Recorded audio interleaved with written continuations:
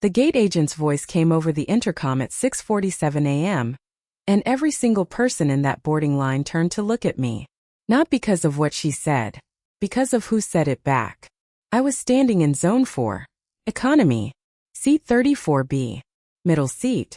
I had my conference bag over one shoulder and a carry-on that I'd been told twice would need to be checked because the overhead bins in the back were already full. I was wearing the same gray cardigan I'd worn on 3 previous flights because it has deep pockets and I keep my surgical notes in the left one. I looked, I am fully aware, like someone's tired aunt heading to visit family for a long weekend. And then Dr. Patricia Oduya, the director of Northwestern Memorial Hospital, who was standing at the gate in a cream blazer with her name badge from the conference already clipped to her lapel, looked up from her phone, looked directly at me across 43 people in a boarding line, and said in a voice that carried the full length of Gate B14, Dr. Adiz Nwosu, Chief of Cardiothoracic Surgery, what on earth are you doing back there? The line did not move for about 6 seconds. My brother Richard, who was standing 12 feet away in the business class lane, which was already boarding, which had been boarding for 11 minutes, which he had made a point of mentioning twice at the check-in counter, turned around slowly. And the expression on his face in that moment is something I will keep somewhere private and warm for the rest of my life. But I'm getting ahead of myself. Because to understand why that moment meant what it meant, you need to understand what happened the week before. And to understand that, you need to understand something about Richard. And to understand Richard, you need to go back to a specific afternoon in September 2003, in our parents' living room in Lagos, when I was 19 years old and I told my family I had been accepted to study medicine abroad. My father's name is Emmanuel Nwosu. He is a man who built everything he has from a very specific kind of determination, the kind that comes from watching your own father have nothing and deciding that nothing is not a destiny, it's a starting point. He worked for 31 years in telecommunications, started as a technician, retired as a regional director. He is not a demonstrative man. He shows love through action, through provision, through the particular silence he uses when he is proud of something but does not yet know how to say so. My mother Ngozi is the opposite. She is sound in color and the full expression of every feeling she has ever had in real time. She cooks when she is happy and cleans when she is worried and sings when she is somewhere in between. Richard is 5 years older than me. By 2003, he was 24, already working in finance in London, already wearing suits that cost more than our father's monthly salary when he'd started at the telecom company, already acquiring the particular confidence of someone who left home young and found that the world rewarded him for it. He came home that September for my father's 60th birthday. I had been saving the news. I had been holding it for 3 weeks, waiting for a moment when everyone would be together, because I understood even then that this news needed witnesses. We were in the living room after dinner. My father in his chair. My mother on the sofa. Richard stretched out with the particular ease of someone who has decided that the world is arranged primarily for his comfort. My younger sister Obi Ajili, we call her Obi, was on the floor doing something with her phone. I said, I have something to tell everyone. My mother sat up. I said, I've been accepted to the pre-medical program at Case Western Reserve University in Cleveland. I have a partial scholarship. I want to study medicine. I want to be a cardiac surgeon. The room did exactly what rooms do in these moments. It held its breath.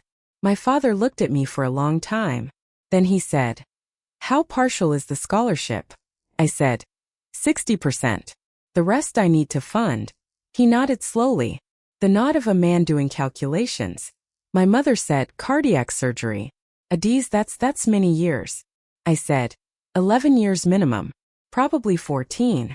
Richard sat up. He said 14 years. He said it the way you'd say a number that doesn't make sense, like someone told you a car costs $14 million. With that particular incredulity that is not quite laughter but is not quite concern either. Ade, you want to spend 14 years in school? I said yes. He said, and when does the money start coming? Year 15? I said, approximately. He looked at our father. It was a specific look.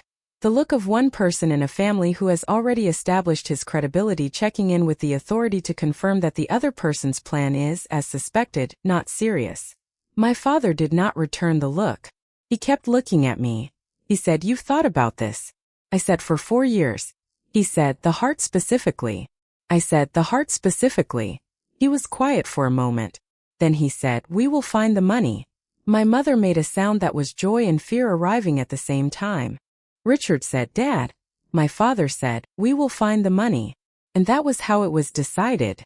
But here is the thing about decisions made in living rooms. They carry the weight of the room's full emotional temperature at the moment they're made. And rooms change temperature, especially over 14 years. I arrived at Case Western in January 2004. I had $2,340 in my account. I know this because I checked it on the ATM on my second day and stood at the machine for about 45 seconds just looking at the number, doing the math of how long it could sustain me, arriving at an answer that was not comforting. My partial scholarship covered tuition and a portion of housing. The rest was a combination of a loan my father had taken against his pension, which he had not told me about until 2 years later, and a part-time job I got in the university library at $9.75 an hour. My first winter in Cleveland, I owned one proper winter coat. It was a navy blue puffer that I had bought from a clearance rack at Target for $34. I wore it every day from November through March. I wore it to class, to the library, to the dining hall, to the lab. By February it had a small tear along the left shoulder seam that I repaired twice with a needle and thread I'd borrowed from the floor's resident assistant. I didn't tell anyone this. Not my mother, who would have worried herself into illness. Not Richard, who would have said something that sounded like concern but landed like confirmation that he'd been right all along. Not even Obi, who was 15 and who I wanted to believe that her older sister's life was going exactly as planned. I just kept going. Pre-med was exactly what everyone says pre-med is, and also somehow harder than that description.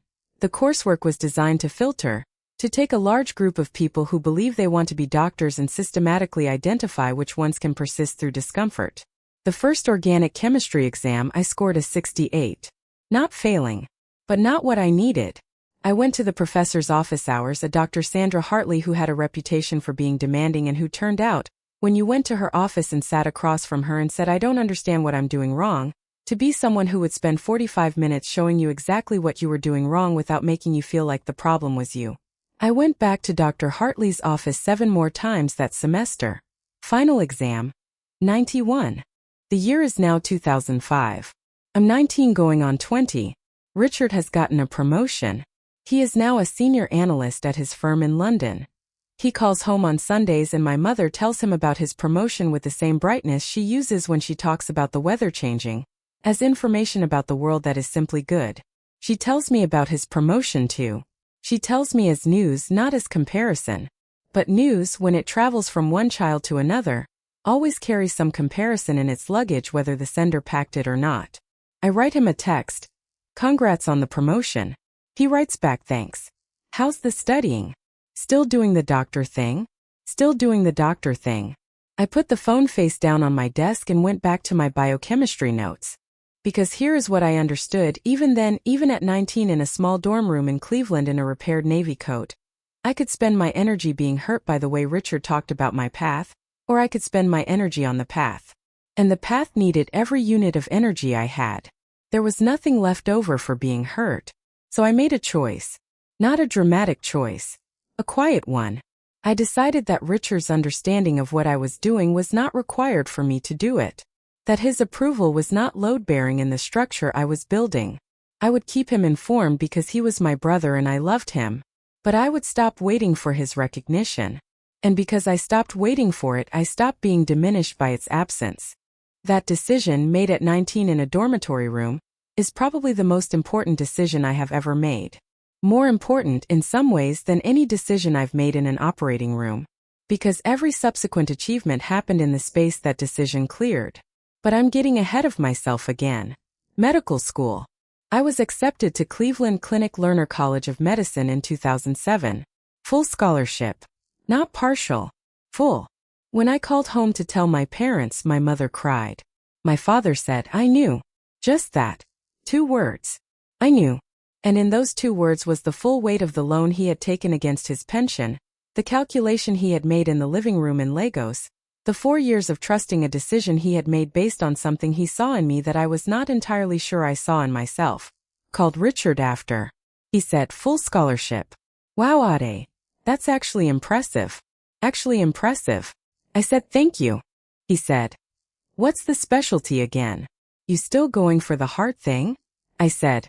Cardiothoracic surgery. Yes, he said. How many more years? I said. 7 minimum after medical school. There was a pause. Then he said, there are faster paths to good money in medicine. Radiology, for example. Or, I said, Richard, I'm going to be a cardiac surgeon. This is not a discussion. I'm calling to share good news. A beat of silence. Then right. Yes. Good news. Congrats, Ade. We hung up. I sat for a moment.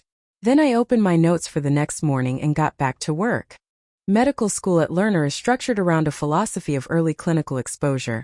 You are in the hospital with patients earlier than in most programs. By the end of my first year, I had done more real clinical hours than some programs provide in 2 years. And I discovered something in those early clinical rotations that I had suspected but could not have confirmed from textbooks alone. I was good at this. Not just academically good. Clinically good.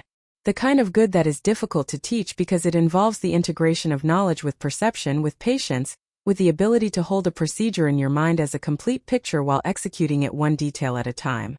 My supervising resident in my 3rd year was a Dr. Marcus Obi, no relation to my sister, though I always did a small double take at the name. He watched me assist on a valve procedure in February 2010 and afterward, he said something to me in the hallway that I have thought about regularly for 14 years. He said, "You have very quiet hands." I said, "Is that good?" He said, "In this field, quiet hands are everything. The heart is not a place for drama.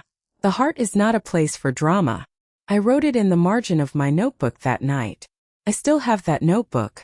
Year 5 of medical school. The research component.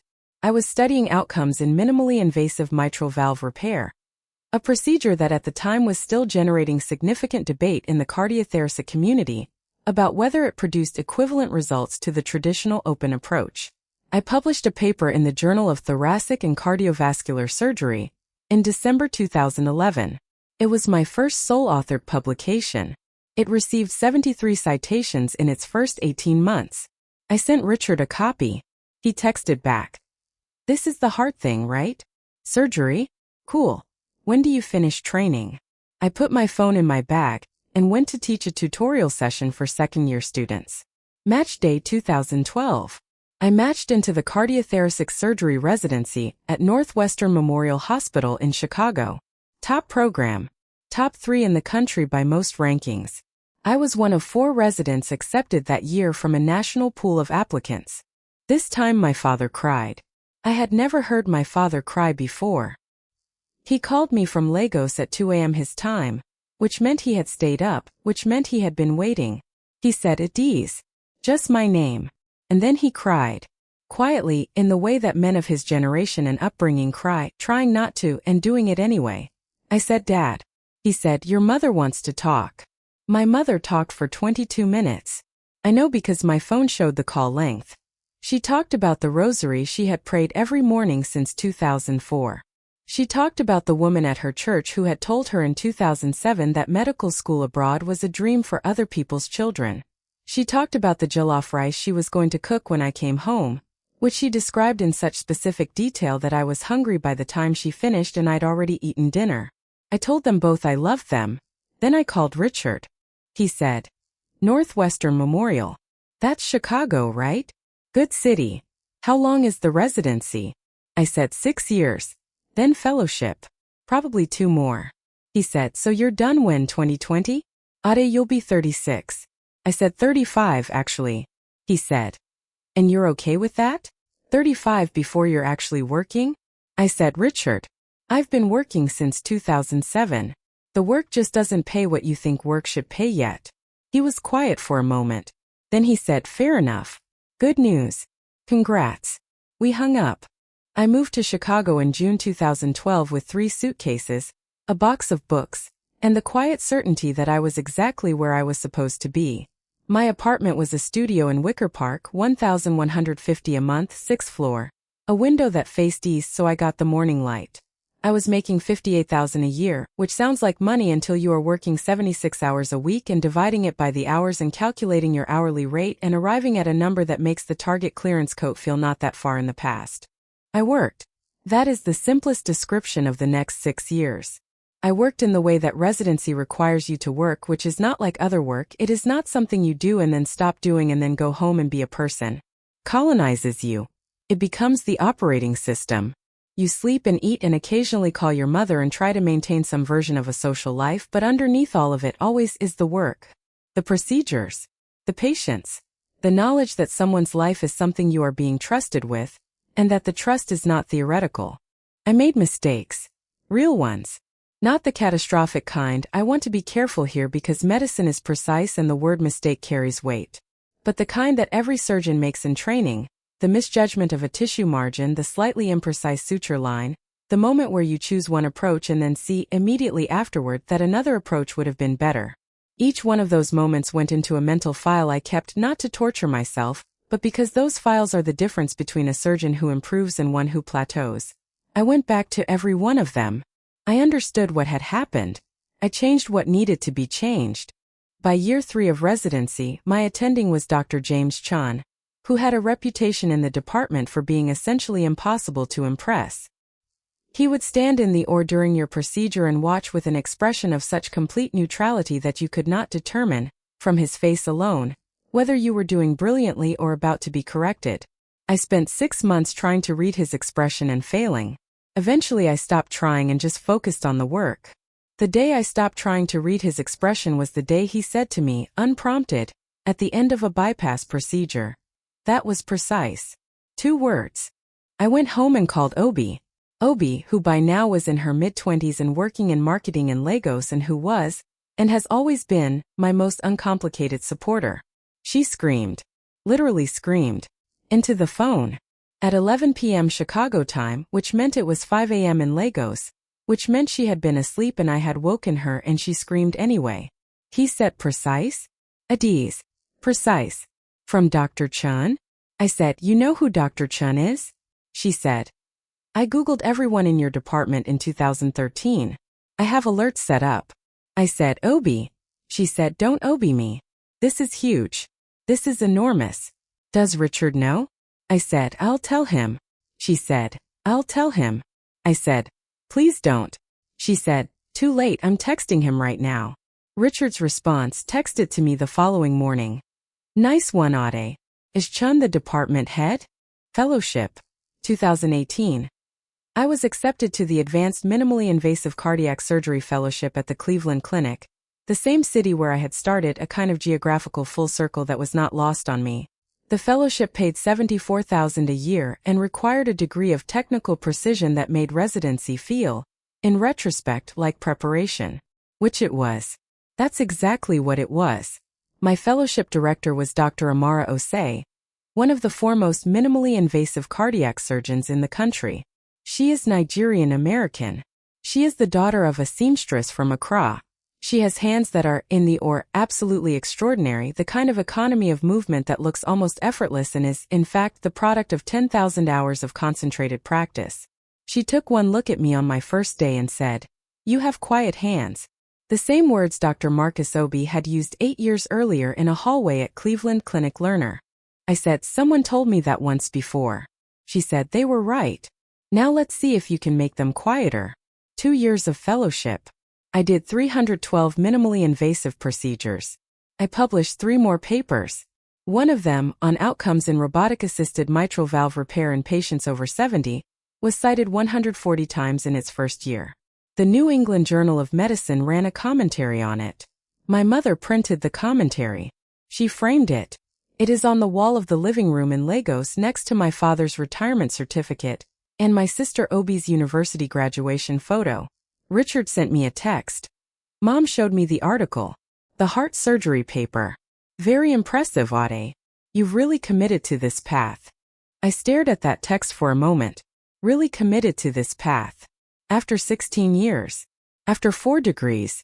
After 312 procedures and 4 publications and a fellowship at one of the top cardiac centers in the world. Really committed to this path. I typed back thank you. And I meant it. In the way that you can mean something and simultaneously understand its precise limitations. September 2020. Northwestern Memorial Hospital, Chicago. Chief of Cardiothoracic Surgery. I was 36 years old. I was the youngest chief of cardiothoracic surgery in the hospital's history. I was one of 6 black female chiefs of cardiothoracic surgery in major academic medical centers in the entire United States at that time. I got the call on a Wednesday afternoon. Dr. Patricia Oduya, the hospital director, called me herself. She said, "Dr. Nwosu, I'm calling to offer you the position of Chief of Cardiothoracic Surgery, effective January 1st, 2021. The search committee was unanimous. I want to say that personally, unanimous is not typical. I was standing in my apartment in Lincoln Square. The east-facing window. Still the east-facing window, though the apartment was now a one-bedroom and the window was larger. I looked out at the October sky. I said, I accept. Thank you, Dr. Oduya. She said, you've earned it. We're proud to have you. I hung up. I sat down on my sofa.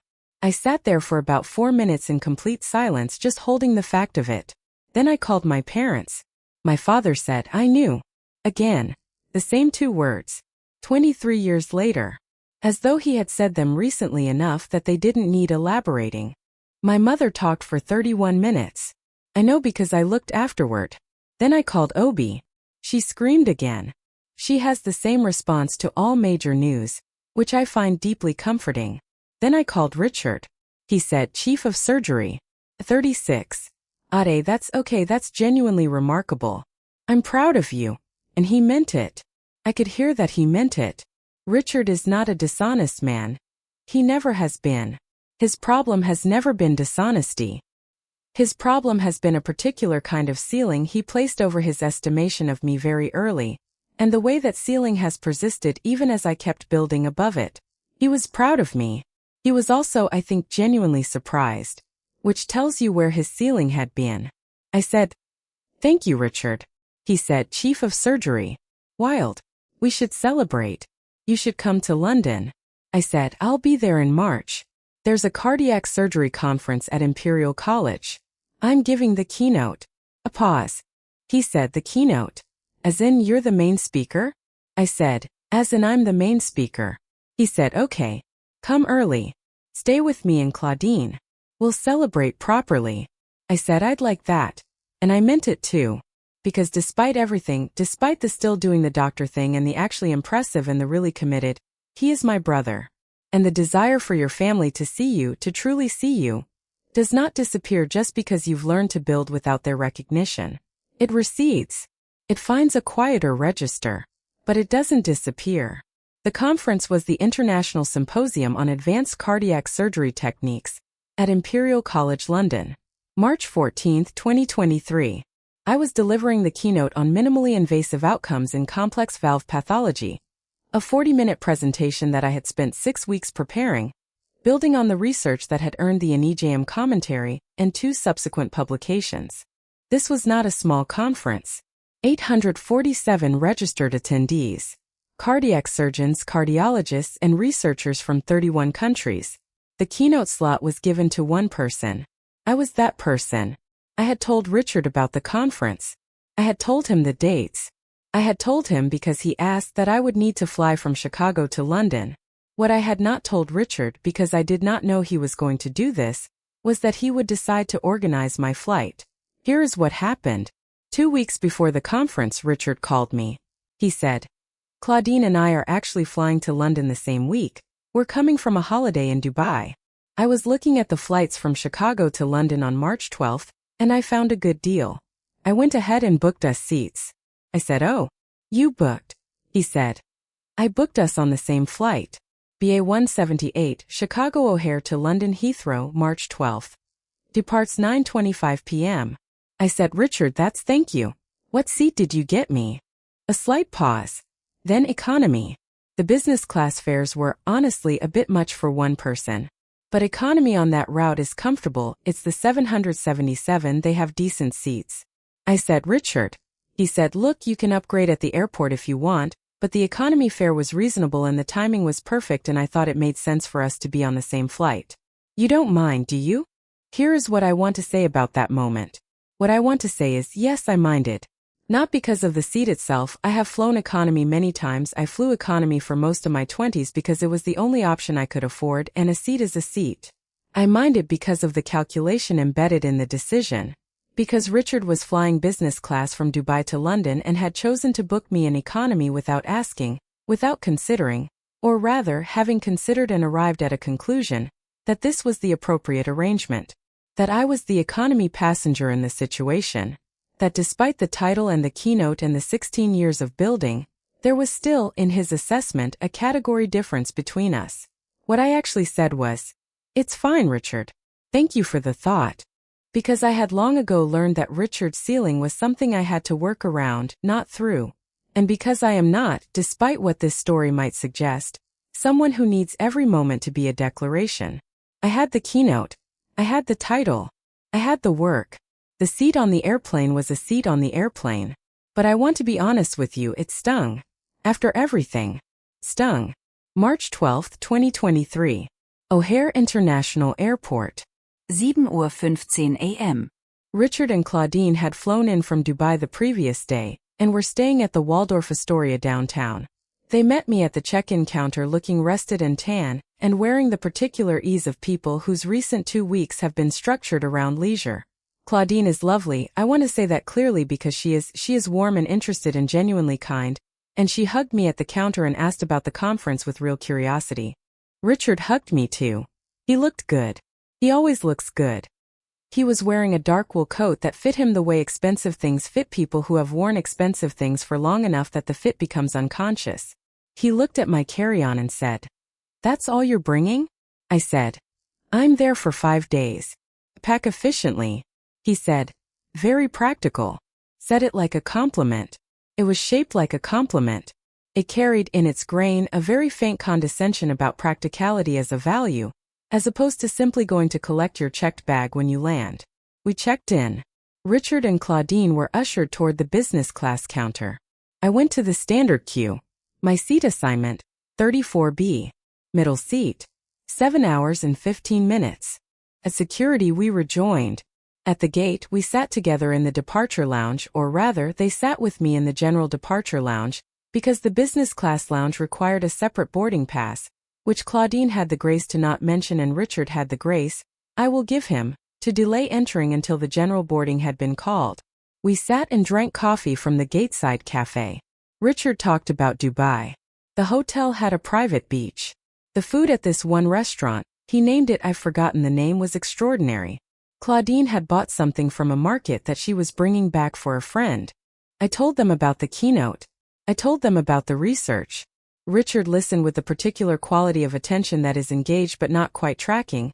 He was hearing the words, but the weight of them, the specific significance of a keynote at this conference to this community, was not fully landing. Claudine asked better questions. She asked what the research showed. She asked whether the minimally invasive approach changed recovery times. She asked whether it mattered for older patients specifically. I said, significantly. For patients over 75, the mortality difference between minimally invasive and open approach in elective valve repair is, Richard said, "Sorry, is that our boarding announcement?" It was not our boarding announcement. It was the announcement for the Dubai flight at the adjacent gate. I said no. He said, "Sorry, go ahead." Claudine said, "The mortality difference?"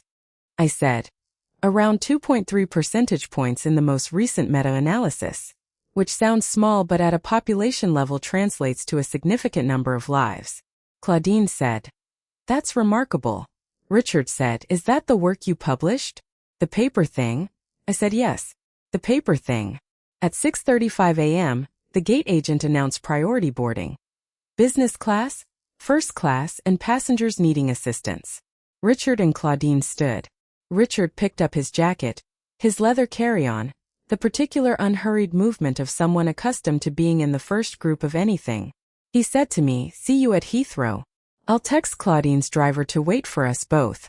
He said both and then looked at Claudine and said the three of us, which told me he had originally been thinking about the driver for himself and Claudine, and had added me as a subsequent consideration, which I filed carefully in that private record I keep.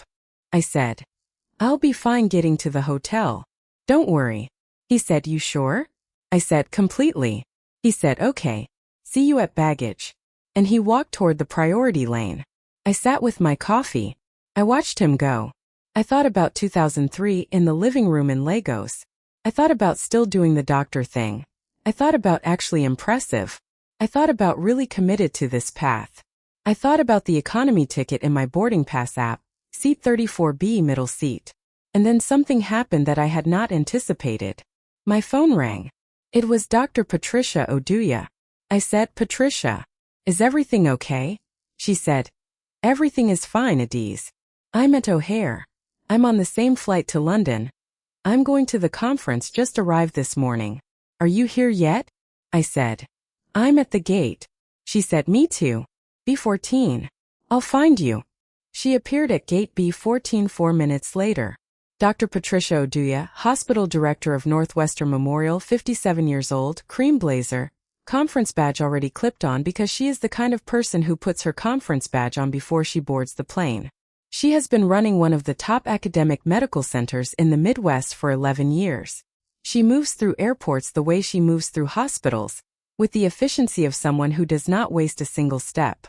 She saw me. She smiled. She sat down. We talked for 11 minutes about the conference, about my keynote, about a new cardiothoracic fellow we were jointly considering, about a potential endowment from a donor who wanted to fund a minimally invasive surgery simulation lab. Real work talk. The specific, concrete, detailed conversation of two people in the same institution who respect each other and share significant professional context. At 6:47 a.m., the gate agent announced general boarding. Zone 1, Zone 2, Zone 3. Richard, who was already through the jetway, was gone. Zone 4. I picked up my conference bag. I got in the line. Dr. Oduya got in line beside me. She looked at my boarding pass on my phone screen. She looked at her own. She looked back at mine. She said, "Adiz, why are you in Zone 4? I said, "Economy." She looked at me for a moment with an expression that was very specifically, not pitying but was something adjacent to baffled. She said, "The hospital books business class for keynote speakers at international conferences. Did you not?" I said, "It was a personal booking. My brother organized it." A pause. She said, just but it was a complete sentence. The line moved forward. We moved with it. Ahead of us, a gate agent was scanning boarding passes at the desk beside the jetway entrance. We shuffled forward. And then the gate agent at the desk, a woman whose name badge said Teresa, who had been doing this for what appeared to be many years and who had the particular confident efficiency of someone very good at her job, looked up from her screen as we approached. She said, "Ms. Nwosu? Dr. Nwosu?" I said, "Yes." She said, "We have a seat upgrade available. You've been moved to 3A, business class. Compliments of the airline's frequent flyer program. You've reached platinum status this year." I had flown 67,000 miles in 2022. Conferences, research visits, a speaking engagement in Sydney in October and one in Zurich in November. 67,000 miles without quite noticing, because the flights were always in service of something else and I was always working on the plane. I said, "Oh, thank you." Teresa printed a new boarding pass. She handed it to me. She looked at her screen. Then she looked back up. She said, "Is this your first time in business on this route?" I said, "No." She said, "Welcome back then." Dr. Oduya was standing beside me. She looked at the new boarding pass. She looked at me. And then she did something I was not expecting. She said, in a voice that was clear and carried and was absolutely not calibrated to be quiet, "Dr. Adiz Nwosu, Chief of Cardiothoracic Surgery, what on earth are you doing back there?" And the line turned to look. And 43 people in Zone 4 at Gate B14 at O'Hare International Airport heard that sentence. And Richard, who had been at the end of the jetway waiting for something, his jacket had come unzipped, he told me later, and he'd stopped to zip it, turned around. I did not look at him immediately. I thanked Teresa. I picked up my conference bag. I straightened my gray cardigan. And then, when I had completed all of those actions in their natural order, I looked toward the jetway entrance. Richard was standing there. His jacket was zipped. He had clearly zipped it some time ago. He was looking at me with an expression that I had never seen on his face before in 39 years. Not guilt exactly. Not embarrassment exactly. Something that arrived when you realize the map you've been using to navigate has been wrong for a long time, and the wrongness has just become suddenly, publicly, irreversibly visible. I walked toward the jetway. Dr. Oduya fell into step beside me. She said quietly as we walked, "Is that your brother?" I said yes. She said, "Does he know what you do?" I thought about that question for a moment. Then I said, "He knows the words. I'm not sure he knows what they mean." She said, "He's going to know what they mean in London." She was not wrong. The flight was 7 hours and 23 minutes. Richard came to find me before we took off. He made his way from business class, which was ironic in a way that I allowed myself to quietly enjoy, and stood in the aisle beside my seat. 3A window. Actual lie-flat bed. Real menu. The particular quality of space and light that business class offers on a transatlantic flight, which I had experienced before on hospital-booked flights but which Richard had apparently not known I'd experienced. He stood there. He said, "You got upgraded." I said, "Platinum status." He said, "You fly that much?" I said, "Conferences, research, speaking engagements. Sydney in October, Zurich in November, Tokyo in January." He said, "Tokyo?" I said, "There's a cardiac surgery symposium there annually. They asked me to present last year." He stood for a moment. I could see him integrating this. I could see the ceiling he had built in his mind, somewhere around 2003, somewhere around the doctor thing, encountering the actual structure of my life and finding the ceiling dramatically insufficient. He said, "The woman who called you chief of cardiothoracic surgery. Who was she?" I said, "Dr. Patricia Oduya, the hospital director of Northwestern Memorial." He said, "She's the director of the whole hospital?" I said, "Yes." He said, "And she knows you?" I said, "We work together closely. She offered me the chief position personally." He said, "She called you chief?" I said, "Because that's what I am." A pause. A long one. He said, "I booked you economy." It was not a question. It was a man hearing himself say something out loud that sounded different spoken than it had felt as a decision. I said, "You did." He said, "I didn't, Ade, I wasn't thinking about it like." I said, "Richard, it's fine. I got upgraded." He said, "That's not the point." I said, "No, it's not." We looked at each other across the small aisle space of a business class cabin at 31,000 feet, or rather at still 0 feet because we hadn't taken off yet, and in that look was the full weight of 20 years. 20 years of the doctor thing and actually impressive and really committed in economy tickets to international keynotes. He said, "I've been underestimating you." Not a question. A statement. A man doing an accounting of himself. I said, "Yes." He said, "For a long time." I said, "Yes." He said, "I'm sorry, Ade." I looked at him. My brother. 5 years older. The one who'd been in the golden lane at the priority boarding since we were children, in the metaphorical sense, and who had never quite understood that I was building a lane of my own. I said, "I know you are." He said, "I mean it." I said, "I know that too." He went back to his seat. I looked out the window at the tarmac. The plane began to taxi. And I thought about my father's call from Lagos in 2012, the way he'd cried quietly at 2 a.m., the way he'd said "I knew" twice across 23 years of building. I thought about my mother's 31 minutes on the phone. I thought about Obi's screaming at 5 a.m. Lagos time. I thought about Dr. Osei, who told me to make my hands quieter. I thought about Dr. Chun, who said that was precise and meant it as the highest possible thing. I thought about the navy coat from the Target clearance rack. $34. The tear along the left shoulder seam repaired twice. And I thought all of it led here. Every single part of it, including the economy ticket and the Zone 4 boarding line and the expression on my brother's face when Dr. Oduya's voice carried the full length of that departure gate. All of it was part of the same structure. The structure I'd been building since I was 19 years old in a living room in Lagos. The plane lifted. Chicago fell away beneath us. The lake appeared, enormous and gray-blue in the early morning, and then it was gone and we were in cloud. I opened my laptop. I had a keynote to finalize. The Imperial College London International Symposium on Advanced Cardiac Surgery Techniques. March 14, 2023. 9 Uhr morgens. I walked to the podium to 847 people. I am not going to describe the keynote in detail because the specifics are technical and this story is not really about the keynote. What I will tell you is that when I finished, the room gave me a standing ovation that lasted approximately 45 seconds, which is, in academic medical conference culture, a very long standing ovation. And I will tell you that in the front row, I could see Dr. Oduya, who had found a seat early. And that in the fifth row I could see Richard, who had come specifically for this. He and Claudine had rearranged a dinner reservation. I saw him stand up. He stood up for the standing ovation. I noticed from the podium that he was not waiting to see if others stood first. He stood immediately. He stood and he clapped and I could see this even at the distance of a conference podium, genuinely moved. Not performing, being moved. Actually moved.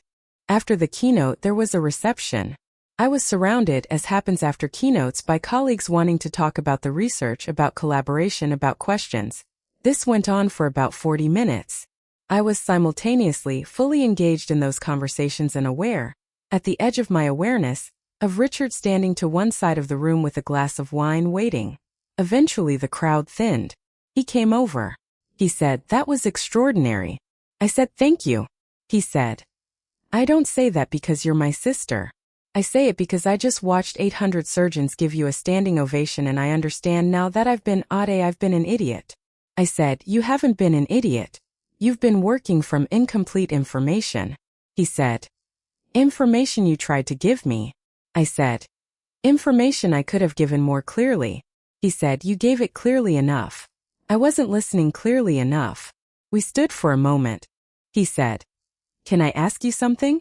I said, "Yes." He said, "The economy ticket. Did that hurt?" I thought about how to answer that honestly. I said, "It hurt the way it always hurts. Not badly. I've built enough that it doesn't reach the deep places anymore. But yes. After everything. After 20 years. A little." He said, "I'm going to carry that." I said, "I don't need you to carry it. I need you to just see me. That's all I ever needed." He said, "I see you." I said, "I know. You're seeing me now." He said, "I should have been seeing you since Lagos." I said, "Yes. But you're here now." We went to dinner that night, the three of us, Richard, Claudine, and me. And for the first time in as long as I can remember, the conversation was not structured around an implicit comparison. He asked about my work with genuine curiosity. He asked about specific procedures. He asked about what drew me to the heart specifically, and I gave him the answer I give when someone actually wants to hear it, the real answer, not the abbreviated one. I told him about sitting in anatomy lab at Case Western, looking at a cadaver heart, and understanding for the first time that this four-chambered muscle the size of a fist was the reason everything else in the body was possible. That without this one thing, nothing else ran. That to be someone who repaired this one thing was to be someone who made everything else possible again. He listened. He didn't check his phone. He asked follow-up questions. He ordered another bottle of wine when the first was finished, and somewhere in the middle of the second bottle he said, "I want to tell you something I've never said." I said, "Okay." He said, "When you told us in Lagos, 2003, when you said you wanted to be a cardiac surgeon, I remember thinking, she can't. She's smart but she can't." And I remember thinking it so clearly that I never questioned whether it was true. I said, "I know." He said, "And I remember Dad saying we will find the money." And I thought he was just being Dad. Being supportive in the way that doesn't track with reality. I said, "He took a loan against his pension." Richard stopped. He said, "What?" I said, "He didn't tell me until 2 years in. He took a loan against his pension to help fund my first 2 years. Before the full scholarship." Richard was quiet for a long moment. He said, "I didn't know that." I said, "He didn't tell anyone." He said, "He believed you from the beginning." I said, "He saw something I wasn't sure I saw in myself." Richard looked at his wine glass. He said, "I've been talking to Dad wrong for 20 years. I said, "What do you mean?" He said, "I've been thinking I was the one who understood how the world worked. Finance, money, practical paths. And Dad just looked at a 19-year-old and said cardiac surgeon, and took a loan against his pension. Because he knew." I said, "He knew." Richard said, "And I didn't." I said, "You know now." He said, "Better late." I said, "Much better late." We flew back to our respective cities 4 days later. Different flights this time. He was going back to London and I was returning to Chicago. We said goodbye at Heathrow. He hugged me, and the hug was different from our previous hugs. Fuller somehow.